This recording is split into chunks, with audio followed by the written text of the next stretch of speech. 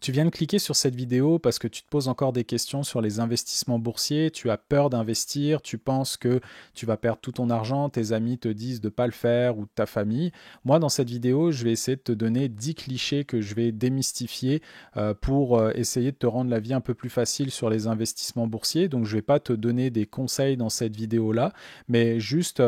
voilà, essayer que tu apprennes des choses et de te rassurer si tu veux commencer à investir en bourse. Sache que moi, je ne suis pas un gourou que tu vas voir sur les publicités YouTube pour dire il faut investir dans telle ou telle chose. Moi, je suis juste un employé de bureau et un musicien qui a commencé à investir à l'âge de 32 ans dans le but d'atteindre une indépendance financière. Donc pour moi, c'est d'avoir suffisamment d'argent investi pour pouvoir faire ce que j'aime par la suite et ne pas avoir le stress financier s'il m'arrive quoi que ce soit. Donc je m'appelle Anthony, je suis le musicien investisseur. Si tu ne me connais pas, n'hésite pas à aller voir ma chaîne YouTube, abonne-toi, mets la cloche, mets un petit commentaire, ça me fera plaisir, c'est gratuit. Et j'ai plusieurs vidéos où je parle des investissements boursiers, ce que je fais un petit peu dans la vie, mon parcours, bref, il y a plein de choses à aller voir et on va commencer maintenant avec ces 10 clichés. Premier cliché que j'ai envie de démystifier, c'est le fait que la bourse, c'est comme le casino. Alors, j'ai beaucoup de personnes autour de moi qui ont tendance à dire ce genre de choses, mais sachez que le casino, c'est les jeux de hasard. Les jeux de hasard, on va prendre l'exemple de la roulette, vous mettez 50 $ sur le rouge ou sur le noir, vous avez une chance sur deux de perdre. À la bourse, c'est pas du tout ça. C'est très rare de mettre 50 $ dans une compagnie et que du jour au lendemain, vous perdez toute votre valeur. Donc ça, c'est par exemple des actions qu'on appelle des meme stocks, ça pourrait arriver. Par exemple, des actions qui prennent des très grosses valeurs d'un coup, mais qui les perdent totalement ensuite. Mais encore une fois, si vous achetez des actions de manière sécuritaire et que vous faites vos devoirs, si vous vous informez sur les plus grosses capitalisations mondiales en termes d'entreprise, il y a très peu de chances que vous allez perdre de l'argent du jour au lendemain. Le deuxième cliché que j'ai envie de vous démystifier aujourd'hui, c'est le fait d'être riche pour commencer à investir. Moi, la preuve en est que je ne suis pas riche et pourtant j'investis en bourse. J'ai commencé à investir avec des petites sommes. Aujourd'hui, c'est toujours des petites sommes, peut-être un peu plus élevées parce que j'ai pris goût à investir et parce que je sais que sur le long terme, j'en aurai besoin d'investir le plus possible pour croître mon capital et être indépendant financièrement.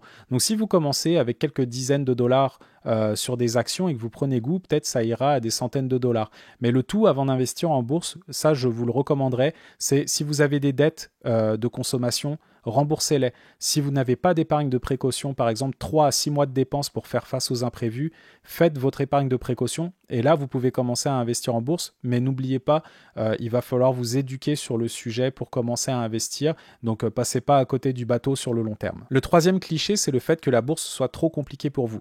Donc oui, la bourse c'est compliqué parce que vous allez aller chercher dans les détails, mais le but c'est d'investir votre argent.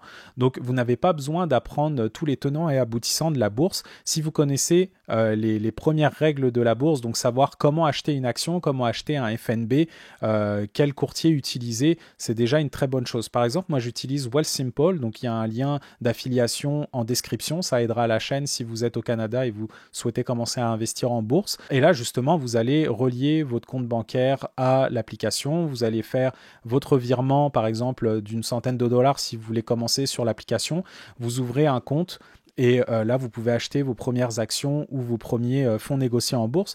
Mais encore une fois, là, je le dis de manière très générale. C'est pas très détaillé, mais oui, ça peut être compliqué pour certaines personnes si vous allez rentrer dans les bilans financiers, dans les graphiques, etc.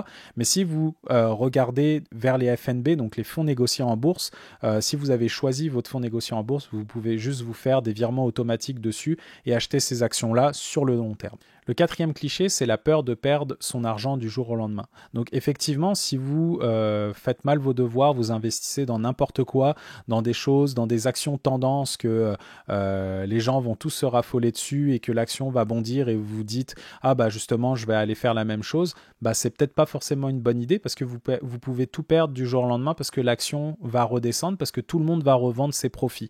Donc encore une fois, si vous investissez de manière sécuritaire, il y a très peu de chances que vous perdiez votre argent du jour au lendemain, donc n'hésitez pas à vous éduquer sur le sujet. Le cinquième cliché, c'est le fait d'être un expert pour réussir.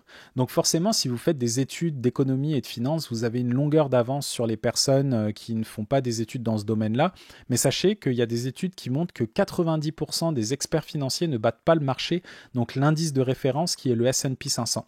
Et pourtant, vous pouvez acheter du S&P 500 vous-même à travers un FNB. Donc par exemple, moi j'en ai, ça veut dire que dans mon portefeuille, le FNB du S&P 500 bat 90% des experts qui proposent des portefeuilles. Donc dans mon cas personnel, par exemple, il y avait un expert financier qui nous avait approché pour gérer notre portefeuille, donc mon portefeuille à moi et celui de ma conjointe, et je lui ai demandé de voir le portefeuille. Donc j'ai regardé les rendements qu'il proposait et je les ai comparés au S&P 500 que j'avais et à un autre fonds diversifié mondial, et en fait son portefeuille ne battait absolument pas ce qu'on avait déjà dans notre portefeuille. Donc méfiez-vous, c'est sûr que si vous voulez pas vous casser la tête et passer avec un conseiller financier, faites-le. Moi je le recommande quand même, mais sachez que vous pouvez aussi le faire vous-même. Si vous achetez quelque chose de diversifié, vous faites des virements automatiques et vous n'y pensez plus, vous inquiétez pas, sur le long terme, vous serez gagnant. Le 6e cliché, c'est le fait que les petites économies ne valent pas la peine d'être investies, alors que c'est totalement faux.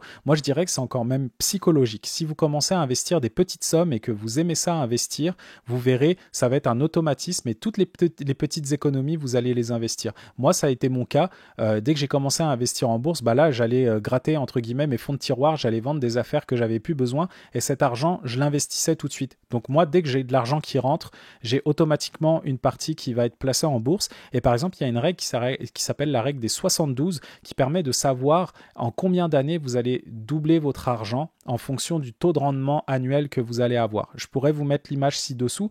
Par exemple, si vous avez un taux d'intérêt annuel de 4%, il vous faudra 18 ans pour doubler votre valeur. Et si, par exemple, le taux d'intérêt est de 8%, donc le double, il vous faudra 9 années et par exemple 10%, 7,2 années. Donc imaginez si vous avez investi vos 10 dollars ou vos 10 euros que vous aviez dans votre tiroir que vous n'aviez pas besoin et que vous faites un rendement de 10% en prenant un rendement moyen du S&P 500 par exemple, il vous faudra 7,2 années pour que ça devienne 20 euros. Mais imaginez si vous investissez sur le long terme des petites sommes, ça va forcément grandir de façon exponentielle. Le 7e cliché, c'est le fait que la bourse soit réservée aux spéculateurs. Donc bien évidemment que non, la bourse n'est pas réservée qu'aux spéculateurs parce que la preuve en est que la majorité des personnes qui investissent en bourse, c'est sur le long terme, c'est pour se bâtir un patrimoine. La spéculation, c'est pour faire des coups rapides en bourse, donc je ne rentrerai pas dans les détails, mais sachez que les coups rapides, ça peut entraîner des gros risques, alors que l'investissement passif sur le long terme, ça peut croître de façon exponentielle et il est très rare qu'en une dizaine ou une quinzaine d'années, si vous investissez, que vous allez perdre de l'argent. Je ne suis pas garant de la vérité et de l'avenir, mais encore une fois, ça a été vu dans plusieurs études que sur le long terme, la bourse fonctionne. Le 8e cliché, c'est le fait que les marchés soient manipulés. Donc oui, ça peut arriver que parfois le marché soit manipulé. Par exemple, un tweet d'une personnalité publique qui va faire basculer une action ou tout un marché entier. Mais qu'est-ce que vous voulez qu'on fasse? Malheureusement, nous ne sommes que des gouttes d'eau dans un océan dans ce domaine financier-là.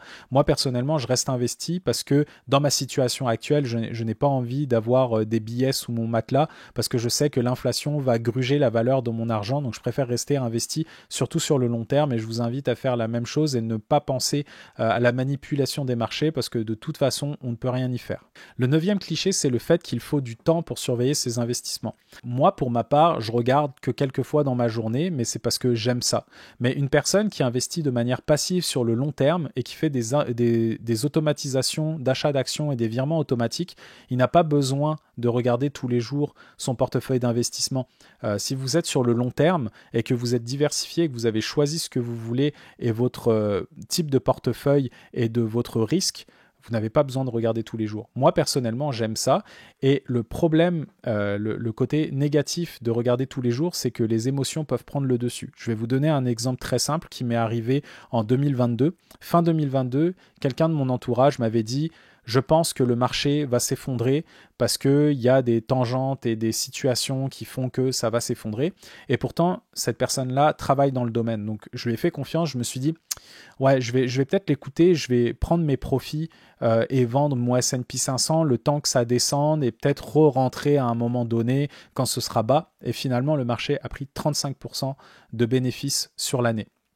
Et là, je me suis dit, ok, c'est mes émotions qui ont joué. Si je n'avais pas regardé mon portefeuille et si je n'avais écouté personne, j'aurais fait un potentiel de profit de 35%, plus déjà ce que j'avais.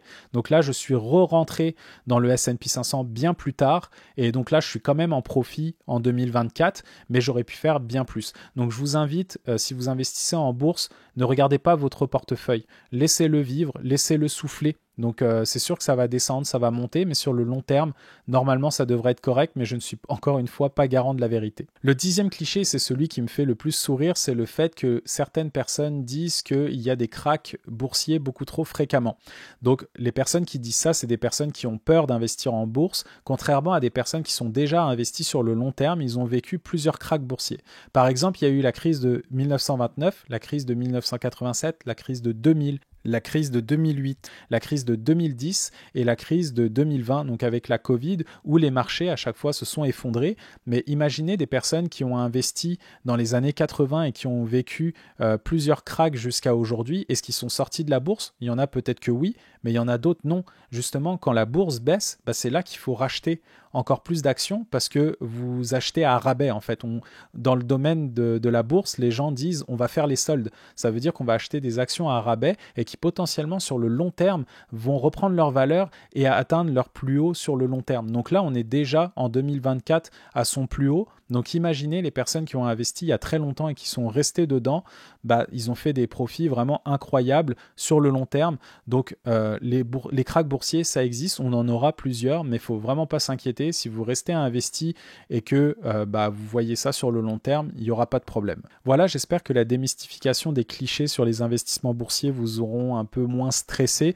Je ne m'attends pas après cette vidéo-là que vous soyez totalement insensible à ça. C'est un peu comme quelqu'un qui prend l'avion, qui a peur de l'avion et que le passager à côté dit non, t'as pas à t'inquiéter parce qu'il y a très peu de chances que l'avion va s'écraser. Si c'est ancré en vous, c'est totalement normal. C'est peut-être parce que vous n'avez pas le contrôle sur l'événement en tant que tel.